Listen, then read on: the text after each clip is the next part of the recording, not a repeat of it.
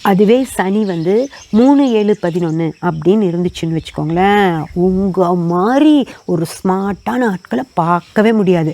வேலையும் செய்ய மாட்டீங்க, ஓகேங்களா? ஆனால் வேலை செஞ்ச மாதிரி அவ்வளோ அழகாக நடிக்கிறதுக்கு அந்த ஆட்களால் தான் முடியும். அதே போல் கதை அப்படின்னா அவ்வளோ அழகாக கட்டுக்கதை அப்படின்னு சொல்கிறது, நிஜமான கதை அப்படின்னு சொல்கிறது புதன் வச்சுக்கலாம்.